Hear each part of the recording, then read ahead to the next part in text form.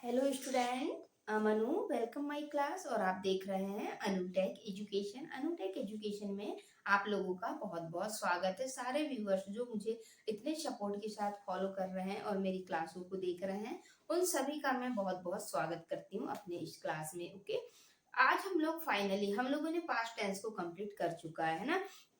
अब हम लोग किस टेंस के बारे में बात करेंगे, तो अब हम लोग करेंगे फ्यूचर टेंस के बारे में। गाइस, हमारे चैनल का नाम है अनुटेक एजुकेशन। आप लोगों को यहाँ पे ग्रामर की उस सारी सीरीज को कंप्लीट मिलेगी जहाँ पर हम लोग आसान से आसान तरीके से सारी ग्रामर को कवर करते हैं ना। बहुत ही इंटरेस्टिंग तरीके से देखते हैं गाइस, और बहुत आसान तरीके से देखेंगे हम लोग ग्रामर को। और चलिए, अब हम लोग टाइम पास बिल्कुल नहीं करेंगे, हम अपने मेन टॉपिक पे चलते हैं कि आज हम पढ़ाने वाले क्या है ना।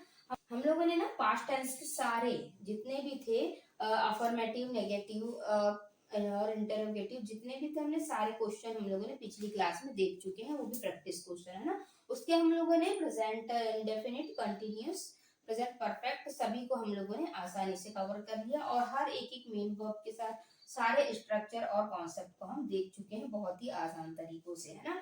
तो अब हम लोग बात करते हैं फ्यूचर टेंस में, है ना। फ्यूचर टेंस में होता क्या है आखिर। फ्यूचर इंडेफिनिट टेंस में, ओके।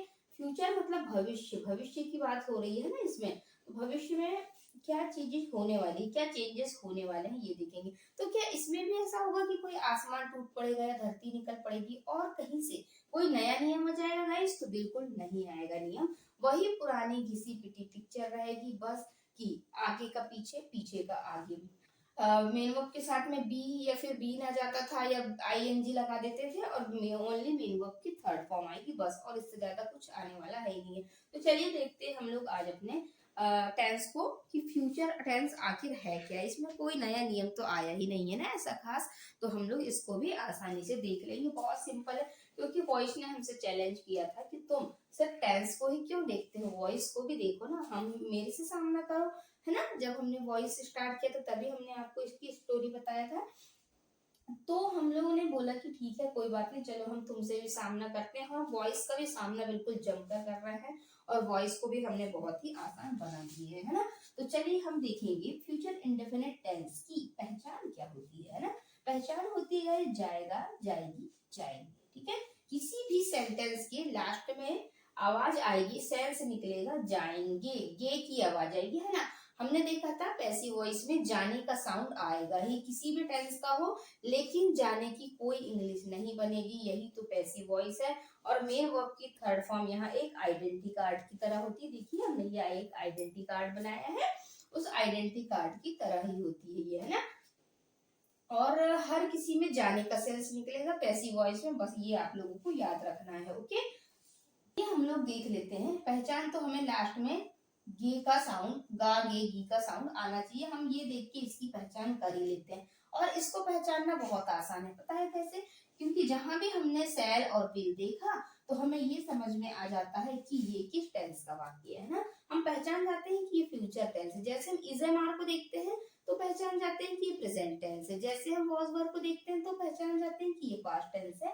उसी प्रकार सेल विल को देखते हैं तो पहचान जाते हैं कि ये फ्यूचर टेंस है ना। बस उनके थोड़े बहुत चेंजेस थे, हम लोगों ने देखा था। यदि कॉन्टिन्यूअस की बात आ रही थी तो उसका पैसिव बना रहे थे तो बीन लगा रहे थे हम लोग, और परफेक्ट की बात आ रही थी तो बीन लगा रहे थे, है ना। और फ्यूचर टेंस में भी थोड़ा सा चेंजेस आया कि विल के साथ में सिर्फ बी लगाना है हमें, बस हो गया, है ना। इस चीज को हमें याद रखना है गाइस, बाकी तो ऐसा कुछ है ही नहीं है। और हम लोग टेंस और वॉइस दोनों को ही कवर कर रहे हैं इसमें, है ना। कैसे कवर कर रहे हैं देखिए, हमने फ्यूचर इंडेफिनिट का ये स्ट्रक्चर लिखा है आपके लिए ना।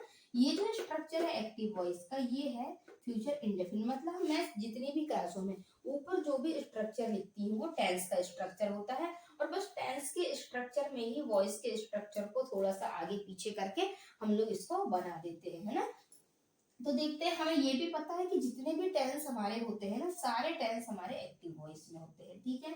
अच्छी बात है, हमें तो ये पता है, मैम पहले ही आप बता चुके हैं ना, ये बोलेंगे अब आप लोग, तो ठीक है कोई बात नहीं। अब हम लोग अफर्मेटिव सेंटेंस के स्ट्रक्चर देखेंगे, वो भी एक्टिव वॉइस। ये है हमारा टेंस का स्ट्रक्चर, है ना। देखा हमने, subject plus will shall plus main verb की फर्स्ट फॉर्म प्लस ऑब्जेक्ट, ठीक है। ये तो हमारा टेंस का था, है ना। फ्यूचर इंडेफिनिट टेंस का स्ट्रक्चर है। अब हम इसको पैसिव वॉइस में कैसे बदले? तो क्या मैम हमने एक्टिव वॉइस वॉइस पढ़ चुकी है पहले? जी हाँ, बिल्कुल पढ़ चुकी है। तो सिर्फ क्या हमें पैसिव वॉइस पढ़ना है? हाँ, बिल्कुल आपको पैसिव वॉइस पढ़ना है, क्योंकि आपने एक्टिव वॉइस तो पहले ही पढ़ चुकी है। हमने टेंस में जितने भी टेंस पढ़े ना, और जिनने टेंस की क्लास नहीं देखी होगी गाइस, वो प्लीज टेंस की क्लास देख लीजिएगा।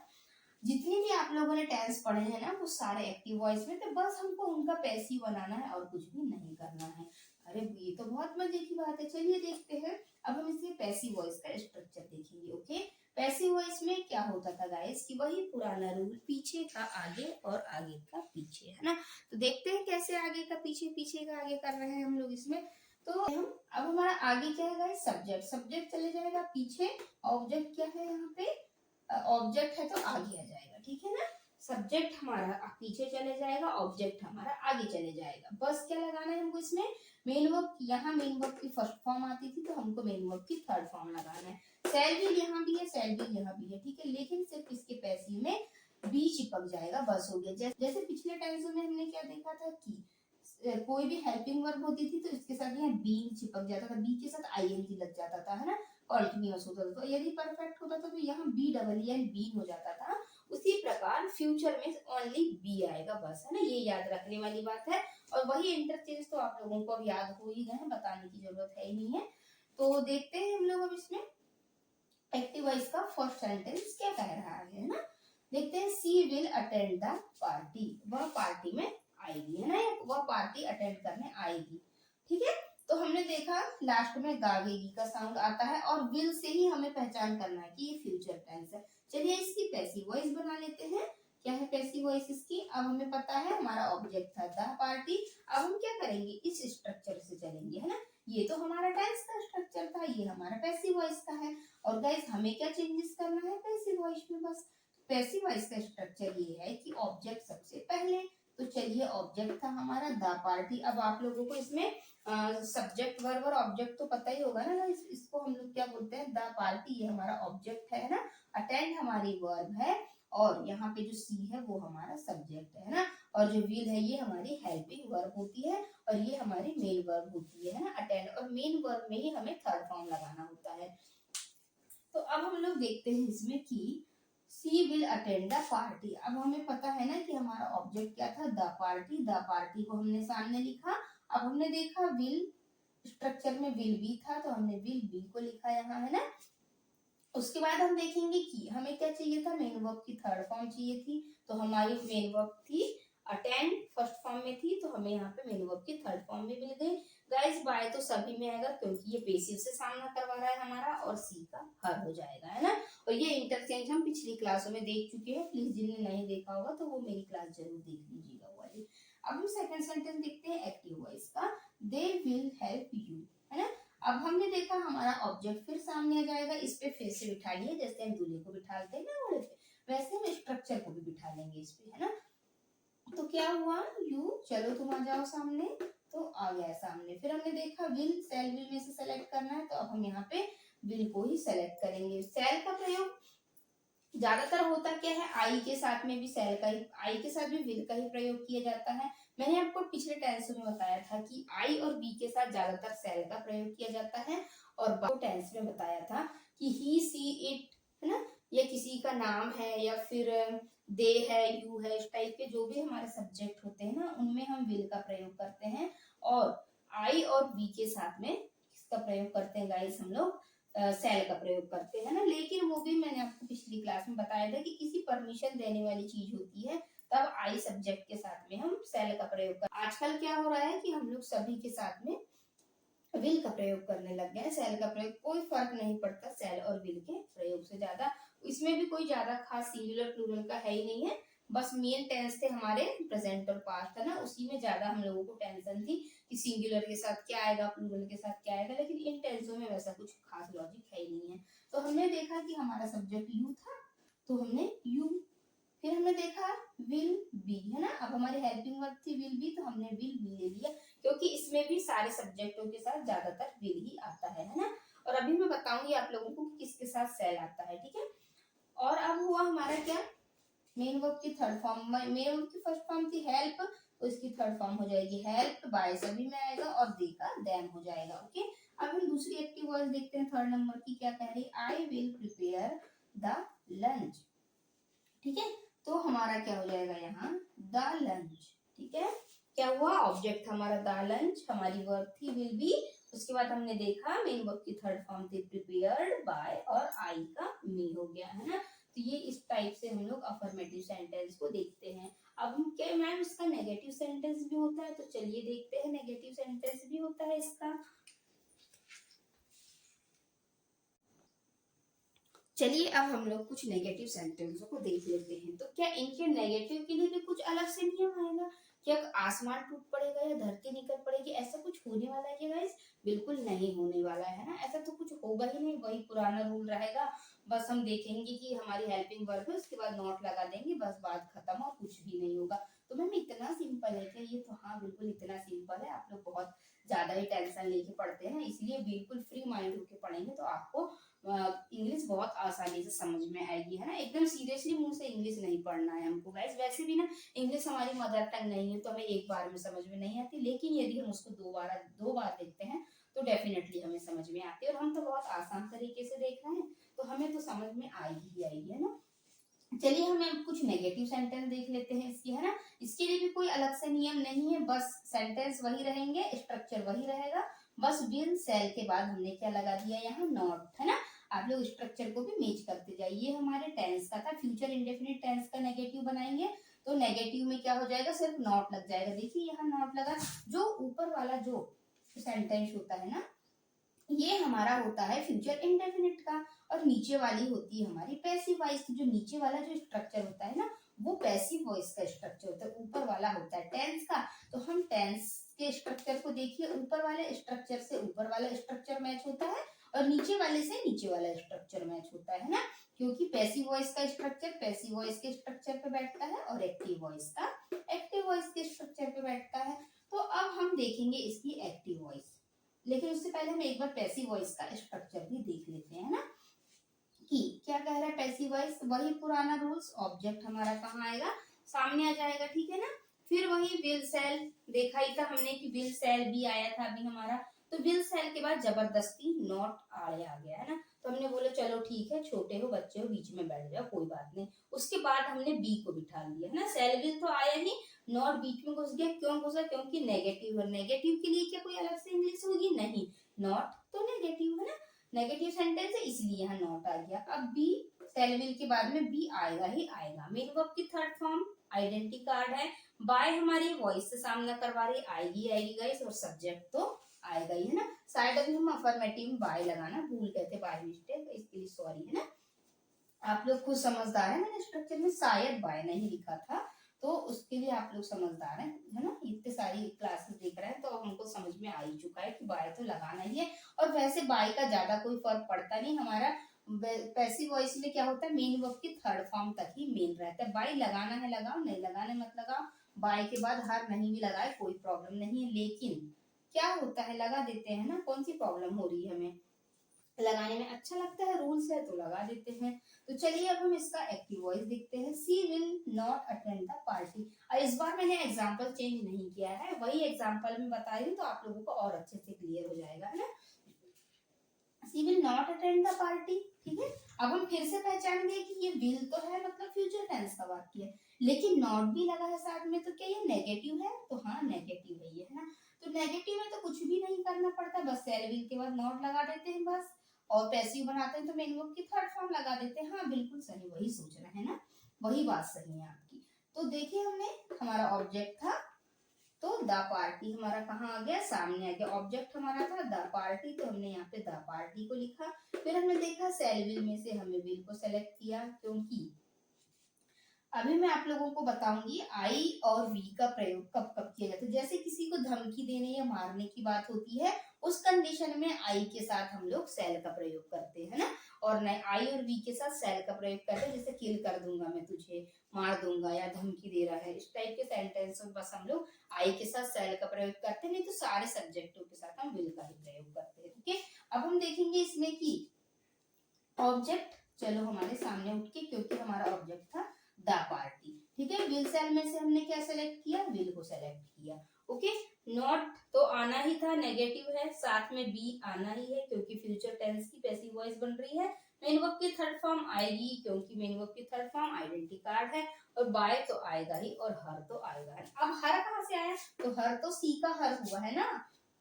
मैम आप बार बार मत बताइए, आप सोच रहे होंगे हमें, क्योंकि अब हम बहुत इंटेलिजेंट हो चुके हैं, सी का हर तो होता ही है तो हमें पता ही है, लेकिन मेरा काम तो बताने का, मैं तो आप लोगों को बार बार ही बताऊंगी, है ना।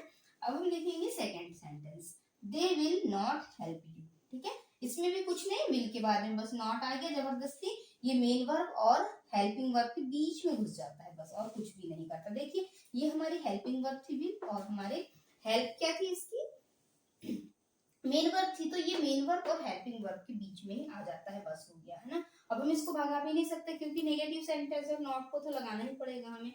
अब हम देखेंगे इसमें पैसिव वॉइस बना रहे हैं जब हम इसकी, तो देखेंगे कि हमारा ऑब्जेक्ट क्या है, यू। आप यहाँ से नीचे करिए, स्ट्रक्चर को फॉलो कर रहे हैं हम लोग, है ना। तो हमने देखा हमारा ऑब्जेक्ट था यू, ये। उसके बाद हम देखेंगे विल, सेल में से हम क्या लगाएंगे, विल नेगेटिव है, नॉट लगेगा, बी की जगह बी आ जाएगा, मेन वर्ब की थर्ड फॉर्म हेल्प हो जाएगी, बाय का बाय और दे का देन हो जाएगा, है ना। उसके बाद हम लोग देखेंगे नेक्स्ट सेंटेंस को कि I will not prepare the lunch. Okay, इसमें भी क्या होगा, हमारा ऑब्जेक्ट क्या था, द लंच, तो हमने द लंच को सामने ला लिया। उसके बाद हमने देखा कि विल सेल में से हमें विल सेल में से विल को सेलेक्ट किया, नेगेटिव है, नॉट आएगा, बी आएगा ही क्योंकि फ्यूचर टेंस की पैसिव वॉइस है।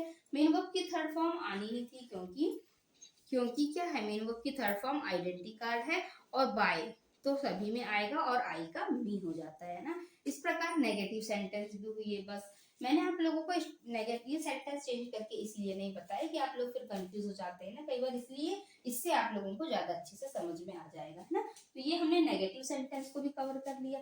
तो अब आप क्या सोच रहे होंगे, क्या मैम इसके अफर्मेटिव भी है, तो हाँ बिल्कुल है, चलो देख लेते हैं अफर्मेटिव सेंटेंस, कोई बड़ी भारी बात नहीं है, उसमें भी कुछ भी नहीं करना है, बस सेल विल उठ के सामने आ जाएगा बस, और कुछ भी नहीं होगा उसमें, है ना।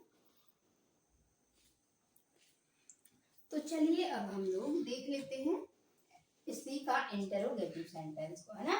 वो भी बहुत आसान है, कुछ भी नहीं करना है हमें उसमें भी, बस सेल विल को उठाना है और सामने लाके बिठा देना है, लेकिन संभल के, बस हमें क्या याद रखना है कि ये सेल विल से शुरू होंगे और क्वेश्चन मार्क पे जाके खत्म हो जाएंगे, है ना। इस सिर्फ इस टेंस की यही पहचान है, वो भी फ्यूचर के इंडेफिनिट की, है ना। इंटरोगेटिव सेंटेंसों की सिर्फ यही पहचान है कि ये सेलविल से शुरू होते हैं, या सेलविल कहें या फिर हम ये कहें कि ये हेल्पिंग वर्ब से शुरू होते हैं और क्वेश्चन मार्क पे जाके बंद हो जाते हैं, है ना, स्टॉप हो जाते हैं, वहां जाके खत्म हो जाते हैं सेंटेंस, है ना।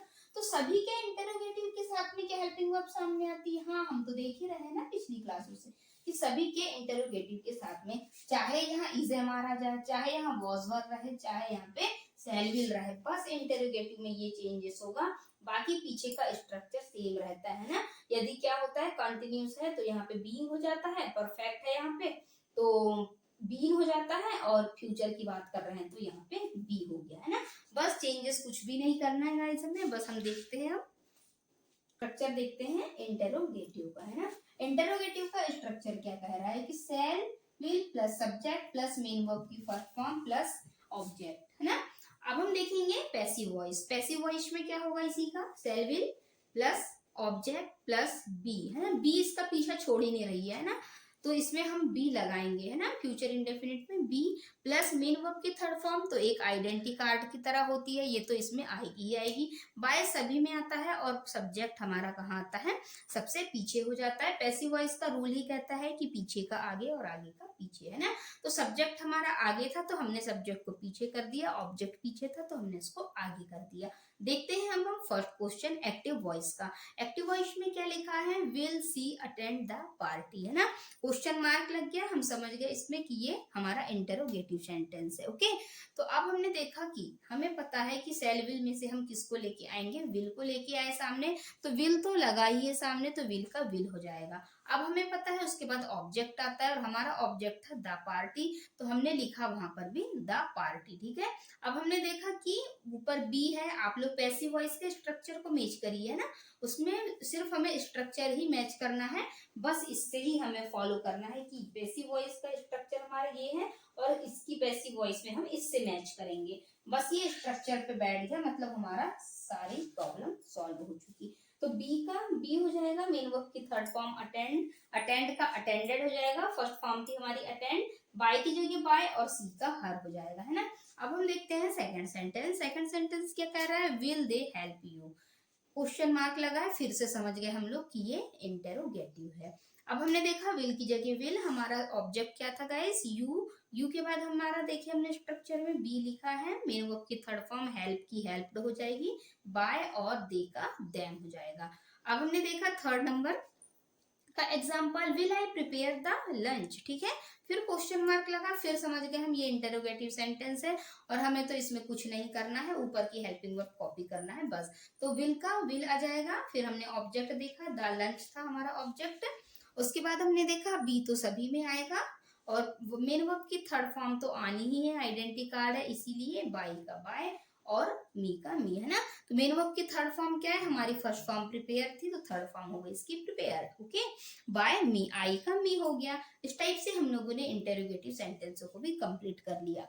तो हमारा फाइनली फ्यूचर इंडेफिनिट टेंस के अफर्मेटिव, नेगेटिव और इंटेरोगेटिव सारे सेंटेंस हम लोगों ने कवर कर लिया, है ना। और देखा बहुत आसान तरीके से देखा हम लोगों ने, बिल्कुल एकदम सॉलिड चीजें देखा, ज्यादा इधर उधर घुमा फिरा के नहीं देखी हम लोगों ने, ठीक है। तो अब हम इसके बाद में, अब आप सोचेंगे क्या इसके बाद में फ्यूचर कॉन्टिन्यूअस टेंस भी आएगा क्या, एक्टिव पैसिव, तो नहीं, हम पिछली क्लास में बात कर चुके हैं गाइस कि फ्यूचर कॉन्टिन्यूअस टेंस की पैसिव वॉइस नहीं बनती, और क्यों नहीं बनती आप पिछली क्लास को देखिएगा मेरी, मैंने आपको पूरा प्रूफ के साथ में 4 टेंसों की पैसिव वॉइस नहीं बनती ये मैं बता चुकी हूँ। तो अब हम इसके बाद फ्यूचर परफेक्ट टेंस देखेंगे, ठीक है ना, और बहुत सिंपल तरीके से और कुछ नए तरीके से देखेंगे ना, कुछ अट्रैक्टिव और कुछ नए तरीके से देखेंगे। तो ठीक है, आज की क्लास को हम लोग यहीं ओवर करते हैं। Thanks for watching this video, मिलते हैं हम अगली क्लास में, तब तक के लिए ओके, है ना। और यदि चैनल पे नए हैं तो प्लीज चैनल को सब्सक्राइब जरूर कर लीजिए, ताकि आपको हर दिन की नोटिफिकेशन मिलती रहे। ओके गाइस, मिलते हैं हम अगली क्लास में अगली वॉइस के साथ, नए कॉन्सेप्ट के साथ।